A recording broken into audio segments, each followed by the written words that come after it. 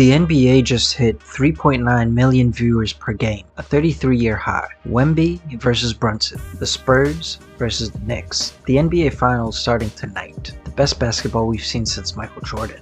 And half the country still can't figure out where to watch it. Welcome back to Guts.Clout.Carnage. My name is Siphon. It's that time. Get your coffee, get your water, get your OJ, sit back, and let's get into it.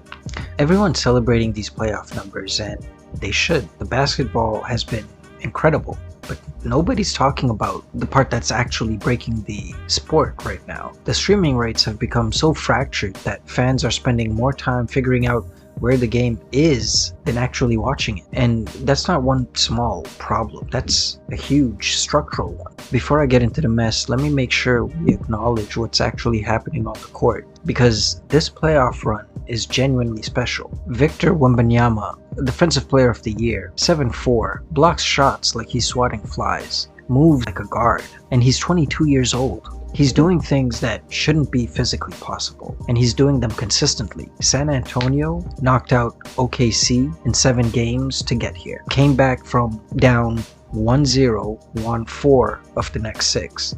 Wemby willed that team into the finals. Then there's the East. Jalen Brunson, the Knicks, swept Cleveland in the conference finals. 4 straight. Brunson was automatic every single game. New York punched their ticket to the finals for the first time in 25 years. And that's not just a basketball story, that's a cultural event. The Knicks in the finals dominates every headline, every conversation in this country, and it should. So tonight, game 1, Wemby versus Brunson.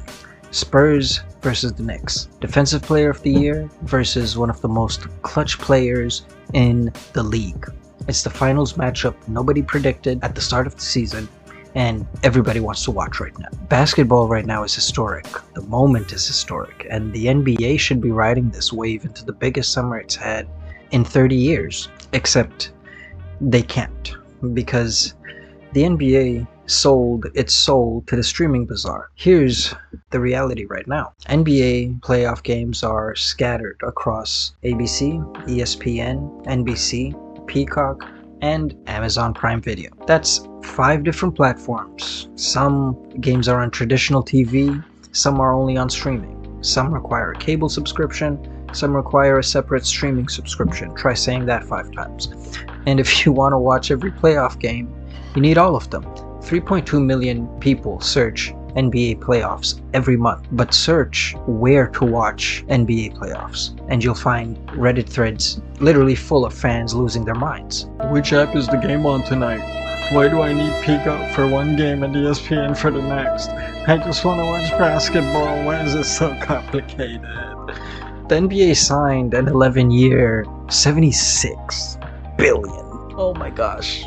$76 billion media rights deal. $76 billion. That's the largest in league history. And from a business standpoint, it makes sense. Maximize revenue, spread the rights across multiple bidders, let the market compete. But from a fan standpoint, it's a disaster, because the fan doesn't care about the deal. The fan cares about the game. And when the fan can't find the game, the fan stops watching. Simple. This isn't hypothetical. The NFL figured this out years ago. Most NFL games are on broadcast TV. CBS, Fox, NBC. Anyone with an antenna can watch.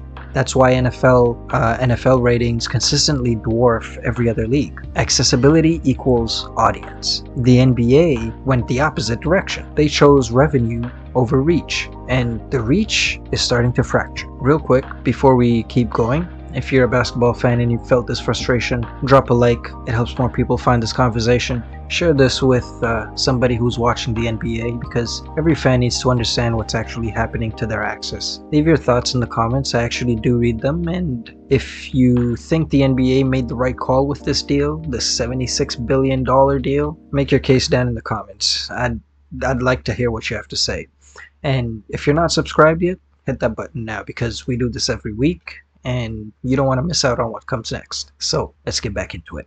Here's where it gets worse. The NBA's core demographic is young, 18 to 34. The exact demographic that's cutting the cord the fastest. These are people who don't have cable. They don't care to have cable. They grew up watching it, sure, but then streaming came along. But the NBA's new deal assumes you either have cable or you're willing to subscribe to multiple streaming services just to follow a playoff run. That's not how we consume content. We literally just want one destination, one app, one click. And when we don't get that, we don't hunt. We don't hunt for the game. We just check our phone for the score and move on. Every minute a fan spends searching for where the game is playing is a minute they might just give up. And the NBA doesn't have minutes to waste. The Knicks are in the finals for the first time now in 25 years. Wemby is putting on a show the league hasn't seen since Jordan. This is the moment. And they've made it harder to watch than when Michael was playing. This is not progress. No. This is gatekeeping. This is a gatekeeping problem dressed up as a business strategy. And then there's the blackout issue. Because even if you pay for all the streaming services, some games are still blacked out in local markets. You pay for the service, the game is happening in your city, and you still can't watch it. You heard that.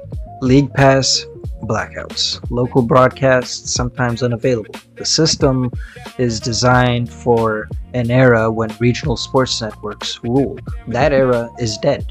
But blackouts, blackout rules those rules didn't get the memo. So you have fans who want to watch, who are willing to pay, who still can't access the product. And the NBA wonders why piracy numbers spike during the playoffs. It's not because people don't want to pay. It's because the NBA made it impossible to pay without jumping through 5 different hoops first. The NBA has the best product it's had in 33 years, maybe more.